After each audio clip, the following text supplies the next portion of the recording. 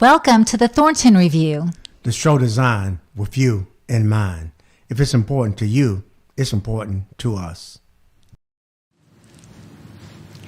I'm Pueschel Schneier, executive producer and manager of the Thornton Review. Thank you for tuning in. Today we have a very special guest. Congressman Matt Gaetz is a distinguished member of the United States Congress representing Florida's 1st Congressional District. Throughout his career, he's been an advocate for national security and veterans affairs, working tirelessly to serve the interests of his constituents and the nation.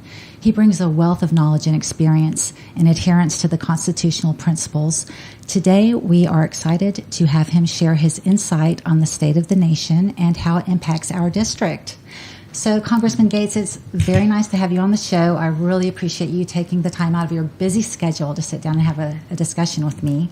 Please introduce yourself. Yeah, sure. I'm the Congressman for Florida's 1st Congressional District. I've been in that job for about 7.5 years. I'm on the Armed Services Committee and I'm on the Judiciary Committee, and I'm probably most known in Washington for being one of the firekeepers for the America First movement. I believe that Donald Trump has led an inspirational realignment of our politics. I think that the party I belong to, the Republican Party, has never been more responsive to the needs of working people in this nation. And it's exciting to be looking toward the rejuvenation of America. And we're trying to get the policies in place and the people in place to be able to really effectuate that, because I think we're in need of it. And for those who watch these things on my platforms, we're going to put this out on all of our platforms. I just have to take note, we are in the most remarkable historic home in downtown Pensacola, and this is a district with great history. This is a city with great history. This is a house seemingly with great history, and it kind of wraps around us here in a community where our military, our veterans, our history, our nation are also important to our quality of life. Thank you for that. Preserving the architectural integrity of Pensacola's history is so important to me, so I'm glad that you mentioned the house. Well, and I think that is why a lot of people are coming to Pensacola now. They want to go explore some of the areas that have been restored. They want to think about the pirates and the treasure and the different colonial conquests, that all played out right here. Yeah, and a lot of people don't realize that Pensacola was America's first settlement. And Tristan DeLuna came to Pensacola. They had a settlement, and then St. Augustine came around, but then a hurricane came and demolished Pensacola. So that's why St. Augustine is considered the oldest. Well, it's a great fraud on history. Continuous. It's a great fraud on history that St. Augustine is ever allowed to make that claim. Of course, you correctly laid out the history that Pensacola has the oldest settlement. I love it. Love Pensacola. We're going to take a commercial break, but please stay tuned because we're going to take a commercial break, and when we come back, we will begin our discussion with Congressman Matt Gaetz.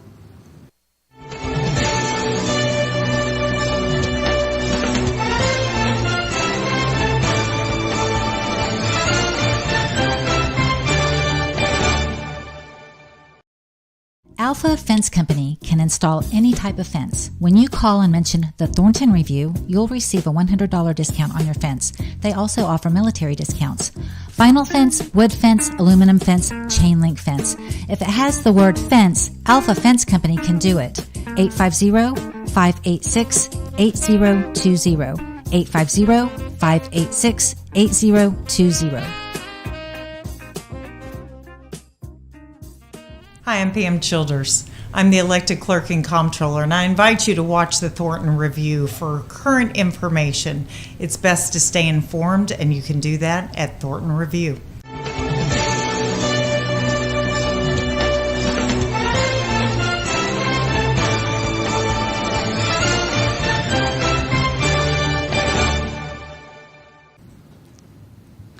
So first off, I'd like to know, as you know, as the world knows, President Trump was shot at yesterday at the rally in Pennsylvania. Do you know any facts regarding that? Well, we know that this was a high-powered, long-range rifle, that the individual had assumed an elevated position, that the building was not one that was cleared by Secret Service. It appears as though there was some knowledge or confrontation with local law enforcement. Thereafter, there were these rounds that were released. We know that Corey was killed, a great hero of our movement now, as he was protecting those around him. One of the rally goers. We know that there were others critically injured, but who will make it. And then, we saw President Trump's reaction to this moment, and I think it was historic. I think it was searing. I had a chance to talk to President Trump this morning, and I got to say his focus is entirely on the future, not just the future of the moment, but where our party's going, the need in this coming week to lay out a vision for Republicans in the convention, and I was probably I was a vision upbeat. for private security. Well, I think for President Trump, it's an economic security vision, a border security vision, and I think he's always wanted to put others first, and the trials and tribulations the American people are having right now mean more to him than even his own protection at times. It's quite magnanimous. Well, I'm sure there's an extensive investigation going on, and I'm interested to hear the facts as they come out to get to the bottom of how this could possibly happen. Like, why was that roof not secured? We went to President Trump's inauguration in 2017, and on every single building there were secret agent snipers where. You could just see them everywhere on every building in the inauguration. So you would think that it would have had that there. But it is especially historic for my family as well, because yesterday was David's 20th birthday. Oh, my gosh. On his birthday. Yeah. So that was just interesting. Yeah, it's me. amazing how those things line up. And I actually think it's going to be one of those moments in American history that people always remember where they were, what they were doing. Yeah. When that happened, it's like you always remember where you were when Princess Diana died, or when the Soviet Union came apart. And I think this goes, into really that envelope of thinking in the American consciousness. And I could tell you, talking to a lot of my other colleagues who are going to be speaking at the Republican convention, there is a desire to try to bring the country together around some sense of unity and to not have this violent moment predominate over how we think about our fellow Americans. Well, thank you for that. What do you consider your best accomplishment as Congressman so far? District 1. Yeah, I think it's supporting the military mission here. We've got tens of thousands of people every day who put the uniform on, and then thousands more beyond that who provide civil service functions at our bases. And I've got an obligation to see that these bases contribute to the fight, that the military families are taken care of. We've worked hard on child care issues. But when you look at over the Gulf of Mexico, the testing and training range, when I became the congressman, we could take about a 100-mile shot. Now we can take a 470-mile shot because of the investments we were able to make in telemetry and radar systems. And that brings in more military contracting. That brings in more money to our local economy. And so that's been something that I've diligently worked on. Also, the rolling up your sleeves and doing the constituent service. Just in the last 12 months, my office has returned over $15 million to people who weren't getting their appropriate VA benefits, who were getting the runaround by FEMA, who might have been denied some of their IRS or their Social Security or their disability. And so what we do every day to advocate for the American people, for the people of our district, is something I'm incredibly proud of and hope I get the chance to keep doing a couple more years. Well, thank you. That sounds like a lot of hard work. I know you stay busy. You just are nonstop. Well, I tell you what, it's an exciting area. You look at what's going on in the Panhandle right now.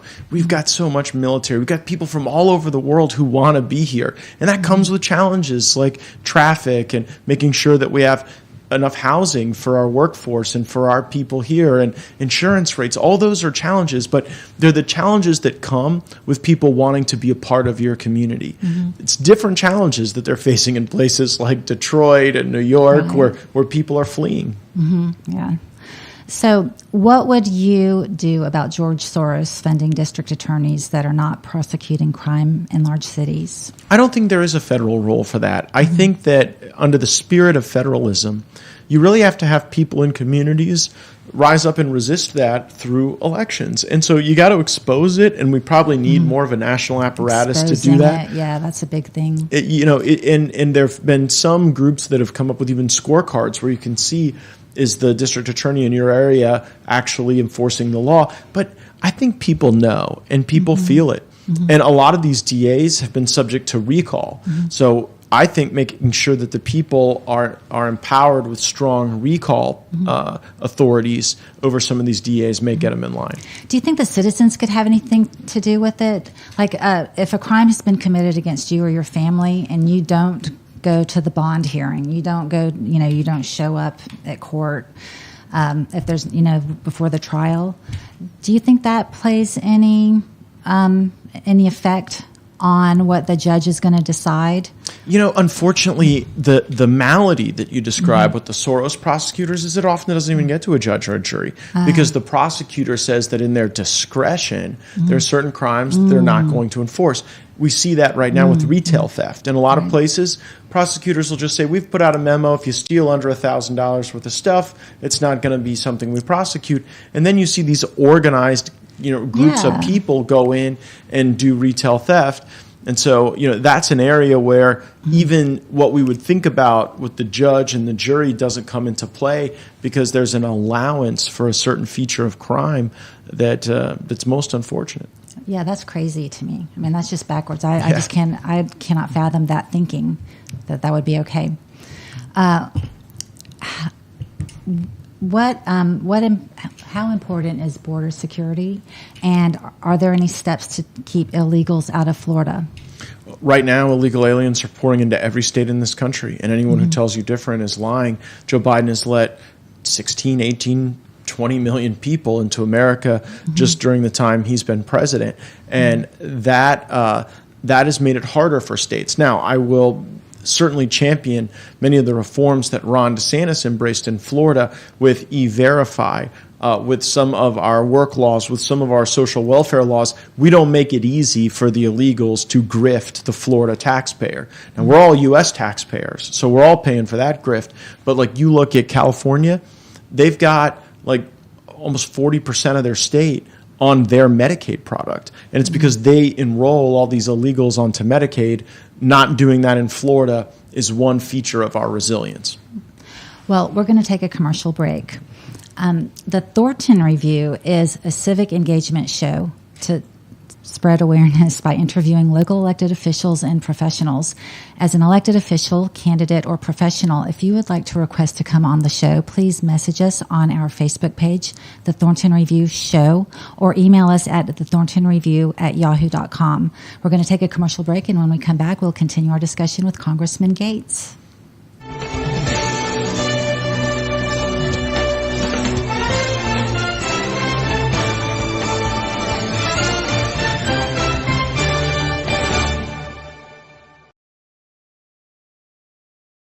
Alpha Fence Company can install any type of fence. When you call and mention the Thornton Review, you'll receive a $100 discount on your fence. They also offer military discounts. Vinyl fence, wood fence, aluminum fence, chain link fence. If it has the word fence, Alpha Fence Company can do it. 850-586-8020. 850-586-8020.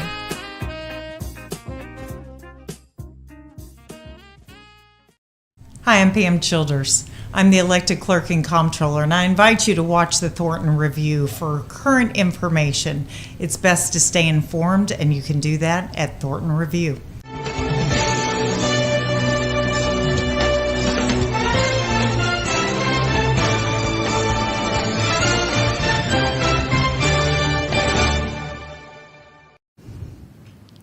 Is any of our Social Security money going toward illegals, and what can be done to prevent that? Yes.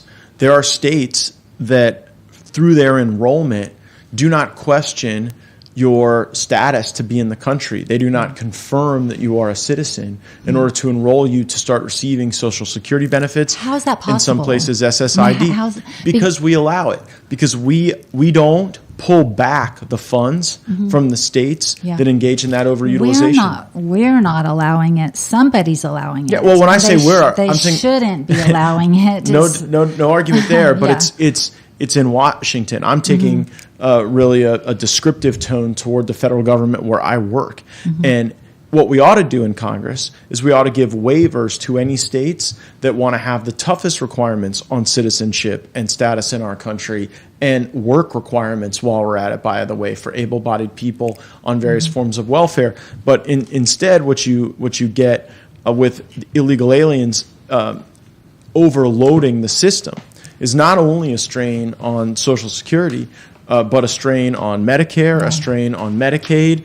And at the end of the day, it becomes a resource competition and a competition with those who we did not invite here. And are they receiving welfare benefits also? Of course. And can they vote?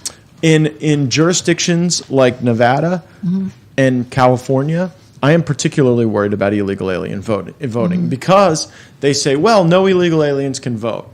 But then all of the enforcement mechanisms that would test someone's legitimacy as a voter have been undermined in some of these places. And so it begs the question, why would they undermine signature match, voting integrity, cleaning up the voter rolls? Why would they undermine those things? Or having to have an ID to right, get if you weren't planning on cheating. And that worries me still, particularly in places like Nevada, where you've got a high concentration of illegals, and a legitimate vote, I think, would go to President Trump in a landslide. But you have to combat, I think, a system there that is less than ideal with the verification of people's citizenship. So if President Trump is elected, are we going to actually build the wall this time? Well, we built 550 miles of wall. I mean, there is a lot of wall built. Right. And frankly, Joe Biden had pieces of the wall laying there and wouldn't put it up for quite some time. That was a monument to his own failures. And thus, some of that wall was even constructed during the Biden era. But I think that we will finish the wall. But that is and a very keep it secure, because even though there's a wall, there's still illegals coming in. Well, yes, because Joe Biden issued an executive order that stopped any repairs to the wall or any changing of the opening or closing of the gates. So that was not a bug of the system. That was a feature of the system. President Trump will fix it.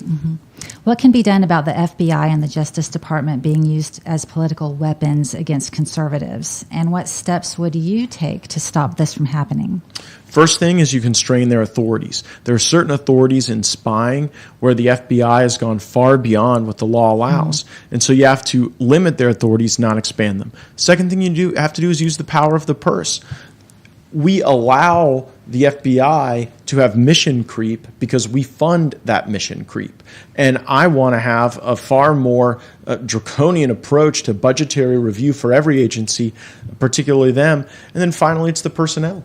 You can't just have the same career people who have grown up in a system that has fallen victim to political capture. I think you need to bring in outsiders, people from state attorney general's offices, get a fresh look at that system. What can be done about the CIA and their corruption? I worry more about the FBI, to be honest with you. But there have been some downfalls in the CIA. The worst conduct in the CIA is what they did with that 51 intelligence official letter that the laptop was Russian disinformation. Now, of course, we know that was nonsense. Here's what I would do to help clean up the CIA. I would strip the security clearances away from the people who have gotten out and abused them. People get out of the CIA, abuse their security clearance, participate in partisan politics, and then they maintain the clearance. If you had that accountability, I think you would clean up a lot of that nefarious political behavior. So what is your vision for District 1? When you win re-election, where do you see District 1 going? It's one of my favorite things to talk about because I love this place. I moved here when I was 10 years old. I'm a graduate of Blue Water Elementary, Ruckle Middle School, Niceville High School, and I want Northwest Florida to be the place where patriots want to come, raise a family, retire, live their dreams. And we have so much of that. I mean, in a lot of ways, we've figured out. That's what people do here. Yeah. And that's what I've done. And in other places, they're trying to change what they are to something else that they think will be better. We've got the bases. We've got the beaches. We've got people who live a great life somewhere else and want to come here. The architecture. Everything. And it's an inspiration. We have to keep it that way, though. And it did not get this way by accident. And it won't just stay like this automatically. I think supporting our local law enforcement is very important for our public safety, central to quality of life here. I also think making sure that veterans and military spouses can have entrepreneurial opportunities here, really important to maintaining that vision. I worked to ensure that federal providers of child care could come and increase the amount of child care that's available in Northwest Florida without going through a lot of state red tape. So those are the type of things that can preserve what we have. It's also the environment. I'm a conservative, and to me that means you got to want to conserve stuff. Conserve the environment. Yeah, conserve. Please do. Yeah, I don't want this to be a place where polluters get to Water do whatever and they want. air. Yeah, and we have an ecology here that is exquisite. The birds, the fish, the mammals, and so that's the also underground important. aquifer, the sand to gravel aquifer. I brag about our aquifer all the time because a lot of places throughout human history, people go wherever there's clean water. Yeah. And in Florida, all you have to do is dig. Yeah. And we have Right. it's this great resource, but we have to manage it well, and we have to Absolutely. be judicious about it. And I think that's a part of my vision as well. Right. Clean water is vital to life. It is the most important thing to any community, really. And then the architecture's next. Well, and if you haven't enjoyed the springs in North Florida, it is I've just been to a great. Wacala Springs. So Wacala Springs Oh, is that like the was- most known one. Yeah. But there are It's like where they filmed The Creature from the Black Lagoon.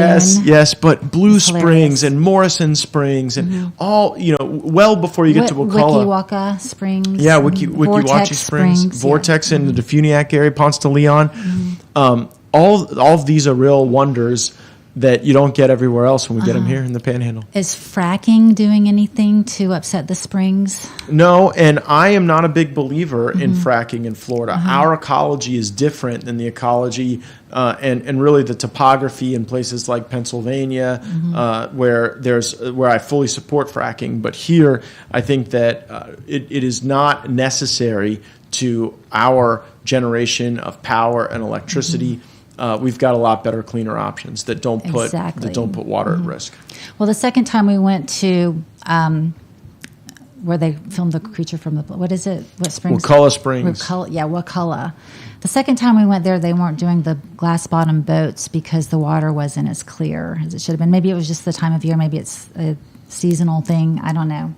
Well, it's constantly something you have to manage, and we always seek to work with landowners on best management practices, not with the heavy hand of government, but by learning ways to use technology to ensure that you're being as responsible to the environment as possible. And what I've found is in North Florida, most of our farmers and ranchers are very eager to be responsible stewards of our environment. So back to President Trump, if you don't mind Yes. talking about him. Where were you when he announced his VP pick? Oh, I was just downtown at the Palafox On Tower. your way here, I think. Yeah, I was just there, and I actually had a chance to speak with J.D. Vance right after he Really? was picked. J.D.'s a really good friend of mine. Oh, I that's helped him amazing. in his campaign. This is a sincere, brilliant, driven, hardworking guy. He is going to be an outstanding Sincere partner. and genuine. Absolutely. My son admires him to the moon. David's a good judge of character. So, yeah, but J.D. Vance is someone who's going to make MAGA very proud, and he's a convert, which I think is an interesting invitation to people. We take converts. If you didn't love President Trump before, but now want to be a part of the country we want to rebuild together, you're welcome. We're gonna invite you as a sister or a brother into our movement. J.D. Vance went from never Trumper to now the vice presidential I wasn't aware of selection. that. That's amazing. And it shows grace, which is an important thing in life and in politics. Well, I think that was an appropriate pick. I was so happy that you were the one to tell me that he picked J.D. Vance. But we kind of knew. David and I spoke about it. My father and I spoke about it, and we were thinking J.D. Vance is going to be the best pick, and we were hoping. Well, that it was he a would. deep bench. I think Marco Rubio would have been a great pick. I think Doug Burgum, Tim Scott. We had a lot of great folks who were under consideration. But we are on a rescue mission right now to save the country. We have to get the economy Right. saved. We have to become productive again. We have to get the inflation under control. We have, as we were Have to talking get about the illegal wall, immigration the border, under control. and all of those things are going to require a really effective team. And J.D. Vance has built effective teams in business. He has been a successful senator fighting for the America First agenda. And I think, having somebody with his perspective will ensure the Trump presidency achieves its highest potential. And to be honest, during the last term of Trump, we had some Republicans who limited our overall upward capacity for success. People like Mitch McConnell and Paul Ryan. I'm glad we're getting out of that kind of Republicanism. Right. J.D. Vance really, I think, solidifies America conservative. First. Yeah, America first. That's what we need, exactly. So I think that in the long run, I'm hoping that they will get our social programs under control, and that the money that we pay in, our taxes, our welfare, our Medicaid, our Social Security, will come back to the American people who have paid it in, and not to other nations, and not to illegal immigrants. That's a big important thing to me, and I hope that they get it under control. That is a simple, compelling concept that should unify people. Mm-hmm. It should unify people to say, let's get this country such a shining example that everyone else wants to do their best to be like us, not to think we have to spread our money everywhere and invade everywhere. And that would prove America first. Yeah, it would. And I think we're going to be on our way to doing that. I really think that President Trump is so focused on our economy, our border, our trade deals, our veterans, that we're going to have that shining opportunity to inspire people again. Mm-hmm. Well, Matt, it was really, really nice to have you on the show. I really appreciate you coming on. I love your insight. I always learn from you, and I appreciate your insight you're just willing to talk about everything, and you're very knowledgeable and insightful, and you're willing to share your knowledge. I appreciate being on. I wish you the best of luck with the show. Well, I would like to invite you back on after you're reelected and after the inauguration for an update on everything that's happened. I think that would be a great time to catch up, if not sooner. And I hope to see you at the inauguration, because we'll be going. There. All right, we'll be there. The Thornton Review is on the air to provide public service awareness and intellectual infrastructure to our community. You can watch our program on Pensacola Urban Network, Praise TV on WBQP 12.1 and 12.8, and you can watch us on Praise TV on Roku Television Network, or download Praise TV on Google Play Store. Our website, thethorntonreview.com, and our Facebook page, The Thornton Review Show. We thank Congressman Gaetz for the interview, and we thank you for watching this episode of The Thornton Review. Bye-bye.